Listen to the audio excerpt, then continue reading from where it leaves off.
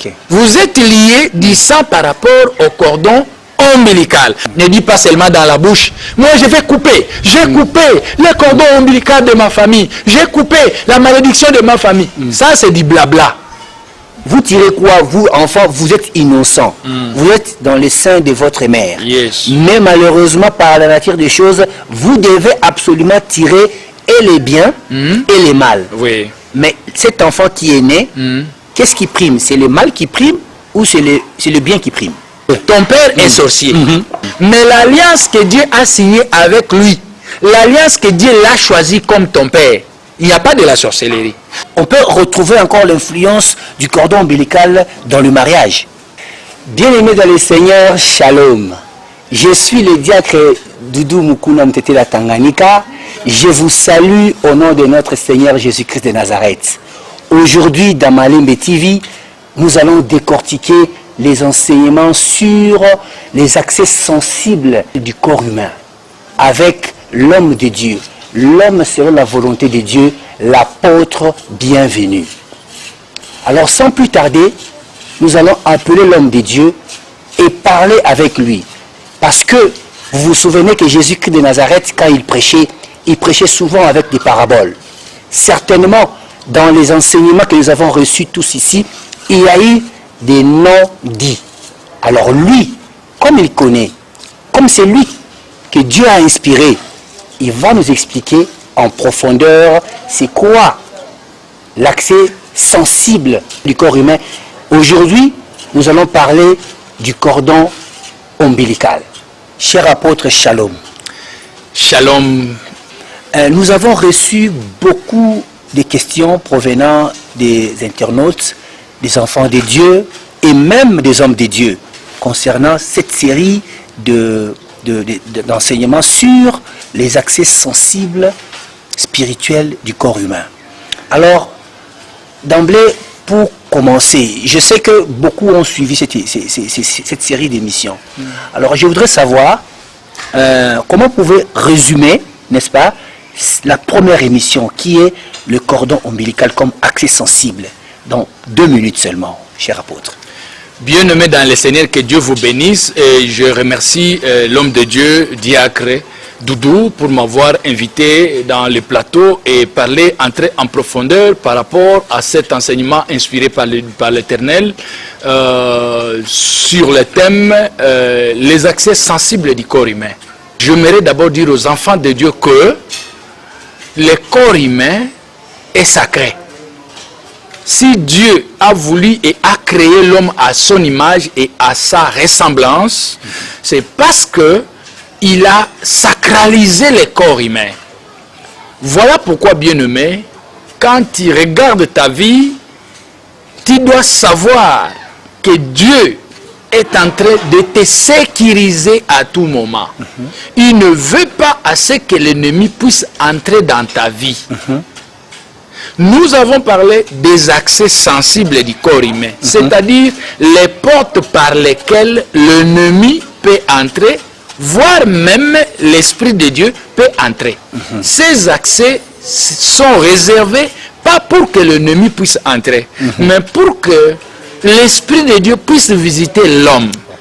Mais voilà, l'ennemi, à son niveau, il a détourné les récepteurs, les fenêtres, les portes, les accès sensibles très spirituels de notre corps pour faire une porte ou un accès à lui seul. Et cela, c'est très important. Pourquoi nous dénonçons, pourquoi nous donnons cet enseignement? Nous voulons assez que les enfants de Dieu soient toujours à la page. Être à la page, c'est-à-dire vivre la vie de la sanctification. Si tu ne vis pas la vie de la sanctification, sache que tous ces accès sensibles de ton corps servira à l'ennemi de te joindre en profondeur. Ok. Là, merci beaucoup, cher apôtre. J'ai suivi pas à pas cette émission-là. Le mot qui m'a beaucoup plus troublé, c'est d'abord quand vous avez dit aux enfants de Dieu, pensez à la mort. Si tu si tu penses à la mort, tu ne mourras pas. Ça veut dire quoi? Merci, messieurs les journalistes, Papa Diacre. Si tu ne veux pas mourir, pense à la mort. C'est-à-dire quoi? Si tu veux mourir, ne pense pas à la mort. Ça devient dangereux, ça. Yes. Si tu ne veux pas mourir, pense à la mort, c'est-à-dire, tu dois d'abord entrer en profondeur, savoir c'est quoi la mort. Qu'est-ce qui attire la mort? Qu'est-ce qui va t'arriver après la mort? Qu'est-ce que Dieu a prévu pour tous ceux qui vont mourir? Parce que le corps est mortel. Maintenant, quand tu penses à la mort, tu ne mourras pas. C'est-à-dire, tu resteras éternellement vivant. Ok.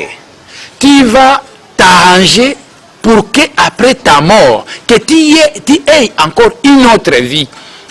Parce que Jésus-Christ est le Dieu véritable. Il est avec nous, avec ses corps, même les jours où ses corps ne sera plus en vie, il reste toujours avec nous. Voilà pourquoi, papa journaliste, j'aimerais aussi dire aux enfants de Dieu à cette occasion, penser à la mort, c'est-à-dire se préparer pour que les jours où ce corps va tomber, que tu sois toujours en vie et que tu ne tombes pas. Et aussi, les enfants de Dieu qui nous suivent, j'aimerais nous demander, quand tu pries, ne prie pas seulement pour avoir le bien matériel que nous appelons la bénédiction. Non, je nous demande, quand nous prions, ayons aussi l'habitude de prier, demander à Dieu qu'il reste notre Dieu, même les jours où notre esprit ne sera plus dans ce corps, qu'il reste toujours notre Dieu pour l'éternité. Amen, amen, amen. Entrons maintenant, revenons dans le sujet. Lorsque vous parlez des cordons ombilicales, c'est un lien qui unit l'enfant avec la maman. Maintenant, je voudrais savoir, lorsque l'enfant sort du ventre de sa mère, Très bien. N'est-ce pas que le fait seulement de couper le cordon ombilical, sur le plan spirituel, quand le médecin coupe le cordon ombilical, n'est-ce pas que même le fait que tout ce qui est lié l'enfant sur le plan spirituel est coupé aussi avec l'enfant? Merci beaucoup. Les cordons ombilicaux, c'est cet accès-là, les liens, les ponts qui relient l'enfant et sa mère. Tout à fait. L'enfant vient de l'invisible. Accepter que l'on puisse dire qu'il vient de l'invisible. C'est ça. Quand il entre dans le sein de sa mère, il est directement aidé par ses cordons ombilicaux. C'est à travers ces cordons ombilicaux qu'il commence à respirer. C'est à travers ces cordons ombilicaux qu'il commence Là, il est dans le ventre de sa mère. Il est dans le ventre de sa mère, en train d'être nourri à travers ces cordons ombilicaux. Le tempérament de sa mère, le reflète là-bas. Si sa mère est en train de souffrir, lui là-bas, il sent ça. Maintenant, il prend tout ça dans le sein de sa mère. Quand il sort, et quand on parle du sein de sa mère, on ne voit pas le père. Mais en réalité, le sang qu'a cet enfant, c'est le sang du père. La mère, c'est comme un dépôt, une enveloppe qui a gardé. Donc, ce que vous êtes, comme vous êtes là, vous venez, cette enveloppe que vous avez ici, vous avez copié ça de quelque part. Absolument. Vous avez été aidé. Si on vous dit que vous êtes Ghanéen, c'est parce que le sang qui est entré et qui a servi cet embryon de se nourrir et d'avancer provenait des Gabonais, par exemple. Vous voyez? Maintenant, vous allez dire, je suis Gabonais. Pourquoi? Parce que le sang qui vous incarne, c'est le sang qui provient d'un Gabonais qui a voulu à ce qu'il puisse t'aider dès le sein de ta mère. Je suis en amont. Quand on coupe ce cordon ombilical, cela ne signifie pas qu'on a vidé tout le sang que tu as dans ton corps. Non. Le sang que tu détiens là, le sang que tu as là, c'est le même sang qui est passé par ce cordon ombilical. On a coupé, mais le reste du sang, tu es resté avec. Maintenant, sur le plan spirituel, vous verrez que ce cordon ombilical là, c'est un pont qui vous amène toutes choses. Les biens et les mal de la famille. C'est pourquoi scientifiquement, on parle de l'hérédité. Vous verrez dans d'autres familles, comme papa était soulard, c'est-à-dire un buveur, tous les enfants sont buveurs. Même cette histoire que nous appelons mari de nuit ou femme de nuit, il y a des maris de nuit ou femmes de nuit héréditaires. Donc, même quand on coupe ces cordons Sachez qu'on n'a pas coupé, ça évolue. C'est pourquoi, à partir de cela, vous verrez que Dieu a donné le pouvoir aux parents. Malgré que vous êtes séparés, on a coupé les cordons, mais les parents incarnent toujours le pouvoir dans votre vie. Je crois que je vous ai répondu à cette première question pour dire, quand on coupe sur le plan physique, mais sur le plan spirituel, vous êtes toujours lié à cette famille-là. Les mots-là, cette tribu-là, provient de ces sangs-là qui a été injecté et qui vous a servi d'être nourri, de respirer, de grandir au sein de la mère par rapport à ces cordons ombilicaux. Donc, si je comprends bien, tout ce que mon père a hérité, tout ce que ma mère a hérité, des spirituels, des caractères, tout ça, d'une manière ou d'une autre, se trouve dans mon sang. Yes, vous en avez, c'est pourquoi même sur le plan médicinal, si vous voulez, on parle de l'hérédité, des maladies héréditaires. Mais là, nous parlons seulement des maladies parce que c'est négatif. Mais il y a aussi des potentialités, des capacités très spirituelles que vous incarnez qui viennent de votre parent. Aucune famille dans le monde, aucune tribu dans le monde, tous sont des sorciers. Non, il y a des enfants de Dieu. Il y a aussi des sorciers. Prenez notre frère Caïn et Abel. Ils étaient les deux fils d'un même parent, de même parent. Mais l'un était de Dieu, l'autre était l'ennemi. Et c'est comme ça que dans la vie, nous sommes toujours à deux. Il y a les gens qui te cherchent toujours à te nuire, qui cherchent toujours à te tuer, qui sont toujours contre toi. Ces gens-là, ce sont les gens qui viennent de la lignée de Caïn, dans toutes les familles. Amen. Maintenant, je voudrais savoir aussi, parce que ça c'est la question d'une internaute. Yes. Et elle a posé la question de savoir, comment savoir cette fois-ci la malédiction que j'ai, la malédiction qu'elle a. Est-ce que ça provient, c'est quel accès?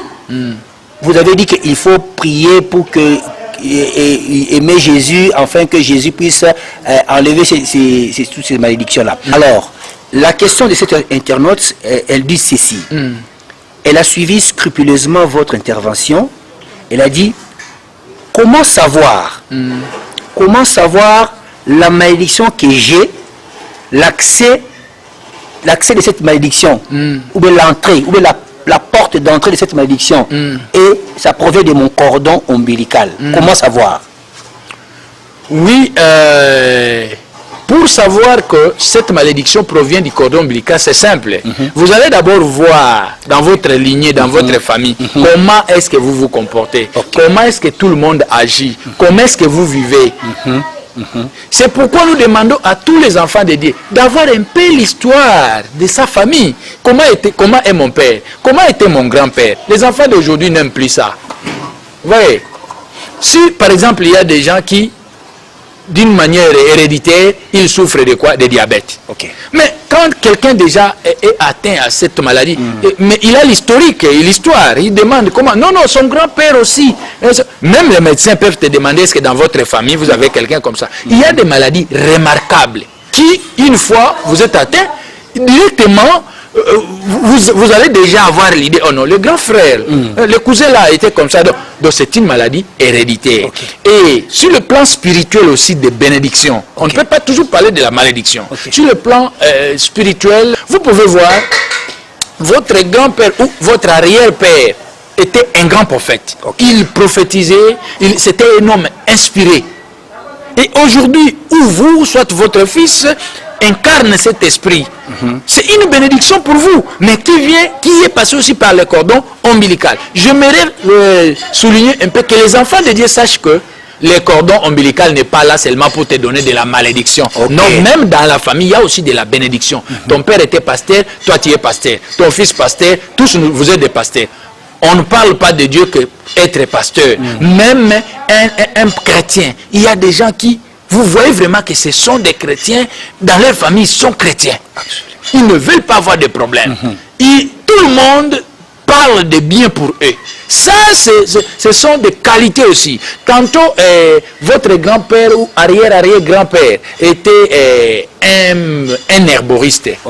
Un médecin herboriste. Mais vous aussi, vous avez cette capacité-là, où ce don-là, vous guérissez les gens. Quand quelqu'un est malade, vous prenez un peu des herbes comme ça, vous priez, quelqu'un est guéri. C'est-à-dire, on ne peut pas toujours dire que les cordons ombilicaux nous injectent seulement la malédiction. Non. Et la malédiction et la bénédiction. Ok. Quand vous voyez déjà que vous êtes dans la malédiction, cherchez à faire les enquêtes, vous verrez et vous allez comprendre que ce qui vous est arrivé provient de la famille ou du cordon ombilical. Le cordon ombilical est la clé ou l'accès sensible de ton corps par rapport à ta lignée, par rapport à ta famille, par rapport à ta tribu. Ok. Cette fois-ci, la question vient de Yaoundé. On dit ceci. Est-ce que ce que vous soutenez, est-ce qu'il y a-t-il des versets bibliques qui peuvent soutenir cet enseignement sur le cordon ombilical, où vous parlez des choses que vous avez vécues, ou bien ce sont des histoires, ou bien vous avez inventé quelque chose comme ça parce que vous êtes l'homme de Dieu? Est-ce que ça provient de la Bible? Est-ce que nous pouvons soutenir ce que vous dites par rapport aux versets bibliques? Très bien, bien-aimés dans le Seigneur, la première des choses, vous devez savoir que nous sommes en train de parler de tout ce qui est spirituel, Amen. de ce qui est caché dans la spiritualité. Amen. Il y a des choses où vous vivez ça. Ok. Vous avez ces problèmes. Ok. Nous pouvons lire dans la parole de Dieu, Ézéchiel chapitre 16, verset 4. Au moment de ta naissance, personne n'a coupé ton cordon ombilical. Amen. Et personne ne t'a béni dans l'eau pour laver. Tu ne fus ni frotté avec du sel, ni émailloté dans les lacs. Amen. Ici, Dieu parle de Jérusalem. Il parle d'Ézéchiel d'aller dire à Jérusalem. Il parle du cordon ombilical. C'est-à-dire, Jérusalem ne s'est pas séparé de sa mauvaise coutume. Donc, c'est dans la Bible. Le cordon ombilical dont nous parlons ici, spirituellement, c'est démontrable. Même sur le plan médicinal, c'est démontrable. Ézéchiel chapitre 16, verset 4. Lisons encore Éphésiens chapitre 6, verset 2. Honore ton père et ta mère. C'est le premier commandement avec une promesse. Amen. Exode chapitre 20, verset 12. Ça, nous sommes toujours dans la parole de Dieu. Donc, quand quelqu'un dit, mon frère, quand quelqu'un dit, moi je ne suis plus de ma famille, moi j'ai refusé ma famille, moi je ne suis plus congolais, moi je ne suis plus ougandais, je suis de Jésus. Non, Faux. c'est faux. Mauvais raisonnement. Non, ça vous allez vite en besogne, vous êtes liés dans cette famille-là. Dieu vous a donné une langue. Amen. Dieu vous a parlé. La forme que vous avez là, c'est la forme d'une enveloppe tirée quelque part. Amen. Vous ne pouvez pas vous dire que je coupe. Non, je vais chuter, vous allez comprendre. Maintenant, qu'est-ce qu'il faut dire par rapport à cette parole? 1 Timothée chapitre 5 verset 8. La Bible dit ceci. Si quelqu'un ne prend pas soin des siens, en particulier des membres de sa famille, il a renié la foi et il est pire qu'un incroyant. Pourquoi il dit ça? La Bible dit ça parce que vous êtes liés. Vous êtes liés du sang par rapport au cordon ombilical. Comme maintenant là, nous sommes à la fin de l'année. Amen. Quelqu'un qui est sage, quelqu'un qui est souple, il doit penser à sa famille. Il doit penser à ses parents. Pourquoi? Parce que c'est ces moments ici que les gens profitent de la bénédiction. Peut-être tu n'as rien fait, les parents regrettent, les oncles regrettent, mais cet enfant, on ne gagne rien, cet enfant ne se souvient plus de nous, peut-être tu es orphelin, on dit voilà, comme son père et sa mère sont morts, voilà. Mais prenez seulement les secrets, avec une enveloppe, avec un poulet, va seulement voir le papa ou l'oncle. Les paroles que l'oncle dira, ça va t'incarner. Même s'il est sorcier, il dira, mon fils, moi j'ai pensé que tu ne me reconnais pas, j'ai pensé que tu ne pensais même plus à moi, alors que tu sois béni. À ce moment-là, tu dis Amen. Ton cordon ombilical te fait vivifier sur le plan spirituel, tu es erré et c'est déjà la porte qui est ouverte pour ta bénédiction. Amen. Et une autre question, quand vous avez parlé tout à l'heure, ça vient de moi, quand vous avez parlé tout à l'heure de vous tirer du cordon ombilical, on tire le bien et le mal, du côté maman et du côté papa. Très bien. Maintenant, je voudrais savoir, qu'est-ce qui prime entre le mal et le bien. Yes. Vous tirez quoi? Vous, enfants, vous êtes innocents. Vous êtes dans le sein de votre mère. Yes. Mais malheureusement, par la nature des choses, vous devez absolument tirer et les biens et les mal. Oui. Mais cet enfant qui est né, qu'est-ce qui prime? C'est le mal qui prime ou c'est le bien qui prime? Je suis content pour cette question. J'aimerais seulement nous dire ceci. Nous devons savoir qu'entre les mal et les biens, c'est les mal qui pèsent. 1 Corinthiens chapitre 5 verset 6, la Bible dit un peu de levure fait gonfler toute la pâte. Et plus loin on nous dit un seul fruit déjà détruit, déjà pourri, peut faire pourrir tous les autres fruits. Donc le mal est proche de vous. Mais pour avoir le bien qui vient de la famille, il n'y a pas de conditions. Vous devez seulement aimer Jésus-Christ, marcher dans la vie de sanctification. Cela, c'est un aimant qui va attirer les biens des arrières parents pour vous. Et ça va vous servir. Il dit, il se souvient des arrière-parents, des ancêtres de Moïse. Il s'est rappelé de l'alliance qu'il a signée avec ses parents. Je ne sais pas si vous comprenez. Oui. Ton père est sorcier. Oui, il est sorcier. Mais l'alliance que Dieu a signée avec lui, l'alliance que Dieu l'a choisie comme ton père, il n'y a pas de la sorcellerie. C'est-à-dire, tu n'as pas droit de mépriser ton père publiquement. Mon père, c'est un sorcier. Il est devenu sorcier. Mais le jour où Dieu m'a choisi comme son fils, le jour où Dieu m'a mis dans les seins de mon père et de ma mère, il n'y avait pas de la sorcellerie. Lui ira à l'enfer s'il ne change pas. Mais moi, je n'irai pas à l'enfer parce que je crois en Dieu. Amen. Donc, je n'ai pas le droit de mépriser mon père. Je n'ai pas le droit de dire mal à mon père. Je dois au contraire l'aider, prier pour lui, s'approcher de lui, l'enseigner, vouloir à ce qu'il soit dans la même boîte que moi. Amen. Pour que nous puissions hériter ce salut qui est gratuit par Jésus-Christ. Amen. Maintenant, parlons un peu du mariage. Yes. L'homme vient à part avec les biens et les mal. La femme vient à part avec le bien et les mal. Maintenant, je dis, est-ce que dans le mariage, l'influence du cordon ombilical est... On peut retrouver encore l'influence du cordon ombilical dans le mariage? Dans le mariage, il y a de l'influence. La femme que vous avez épousée a hérité les biens et les mal de sa famille. L'homme aussi a hérité le bien et le mal de sa famille. Vous vous mettez ensemble. Maintenant, vous devez savoir que c'est le mal qui va primer. Maintenant, pour hériter le bien, il faut s'attacher derrière le roi des rois, l'homme fort de tous les temps, Jésus-Christ de Nazareth. Amen. Sinon, c'est le mal qui va vous dominer. Ça va dominer comment? Parce que ce corps est attaché au mal.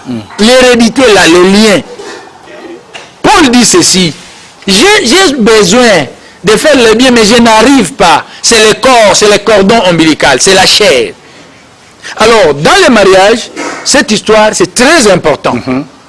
Je prends l'exemple d'un homme de Dieu, un prophète de Dieu, Abraham.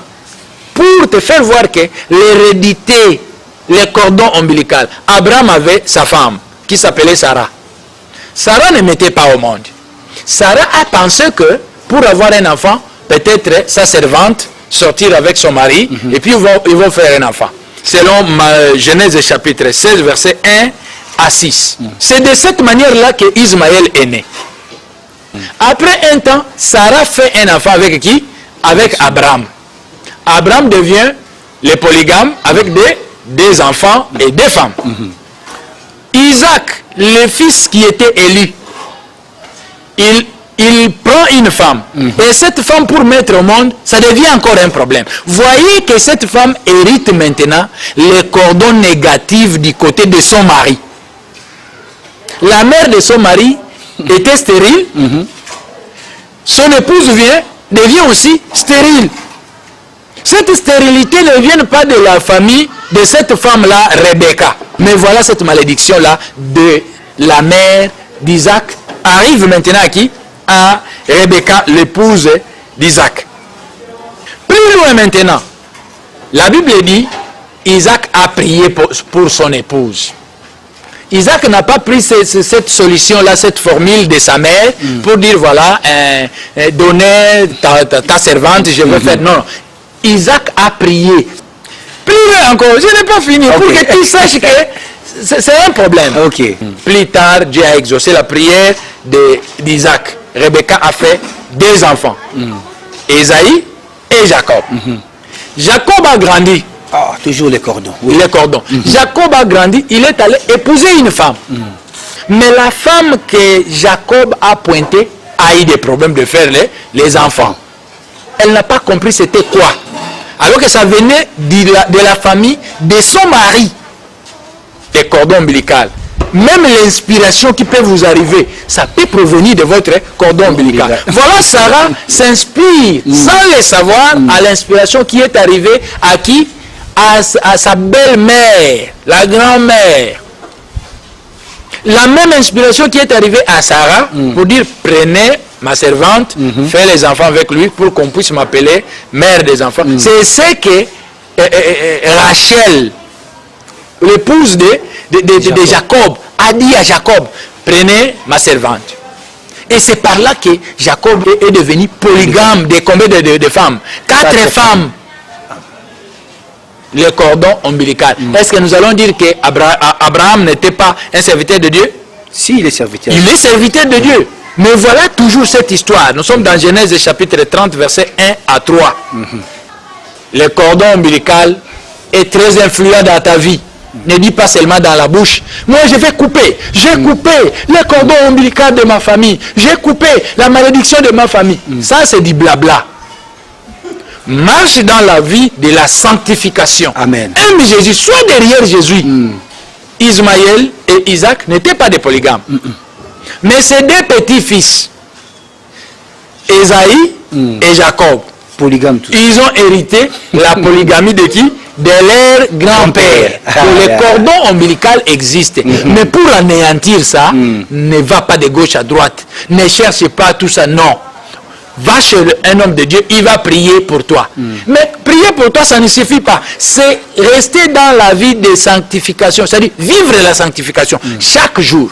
Si tu sais que tu es tombé, rapidement, tu reviens à Jésus et il va te pardonner. Vivre cette vie-là, la vie de sanctification va faire quoi? Va atténuer, va anéantir, va mettre hors état de nuire, va faire endormir tout ce que tu as hérité de mal de ta famille. Des fois, on dit, ils sont devenus une seule chair après le mariage. Oui, on vous a béni. Mais est-ce que vous avez eu le temps de vous laver d'abord? La femme qui vient là, elle a sa lignée. Elle a reçu du cordon ombilical du côté de son père et du côté de sa mère. Toi aussi également. En dehors de ça, avant de marier cette femme, elle a eu son parcours. Quand vous êtes déjà ensemble, pour que vous preniez le même parcours. Mais je ne demande pas aux femmes de dire tout à ses maris. Comment ça? Son parcours. Plupart des hommes ont du mal. Toi, tu peux dire à ton épouse, je prends un exemple. Tu dis, bon, voilà, j'avais telle femme, bon, j'avais encore celle-ci, ça n'a pas marché, j'ai encore pris celle-ci, ça n'a pas marché, bon, en tout cas, je te vois, tu es béni et tu es ma bénédiction. La femme va comprendre. Mais si la femme te dit, voilà, quand je grandissais à l'école, j'avais tel monsieur, et après j'avais encore tel ceci, et après le pasteur là, j'ai fait 2 ans avec elle, après le frère là. Si elle dépasse seulement 2, c'est un problème. Le mari ne va pas supporter. C'est-à-dire, il y a des choses que tu dois dire à ton mari, et il y a des choses que tu dois dire à ton Dieu, à travers un serviteur de Dieu sérieux. Ah oui. Oui, pour clôturer cette émission, la solution maintenant réside où vous avez parlé d'aimer Jésus-Christ de Nazareth dans l'émission. Yes. Est-ce qu'il suffit seulement d'aimer le Seigneur Jésus-Christ de Nazareth, ou il y a d'autres pratiques, ou il y a d'autres faits que la femme ou l'homme qui veut se débarrasser du côté mauvais du cordon ombilical doit faire? Quand tu aimes Jésus-Christ, tu es une nouvelle créature. Amen. Les choses anciennes sont passées. Oui, ça c'est sur le plan acte. Tu ne peux plus poser les actes comme c'était avant. Le plan spirituel, si vous voulez, il y a des procédures que vous devez passer par un homme de Dieu. Amen. Et il va prier pour vous. Quand il va prier pour vous, il va vous demander de vous engager d'une manière totale à Jésus-Christ. Amen. Déjà dire ce qui vous ronge à un homme de Dieu, c'est déjà une partie des solutions. Amen. Mais cette solution va aller jusqu'à la fin quand vous continuez avec la vie de la sanctification. Amen.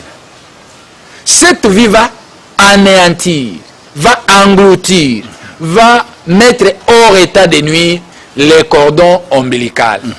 Et n'oublie pas à prier pour ta famille, pour ceux qui restent encore dans cette charge, pour ceux qui sont encore liés, pour ceux qui sont encore rongés par les cordons ombilicaux. Peut-être par les maladies, peut-être par d'autres choses.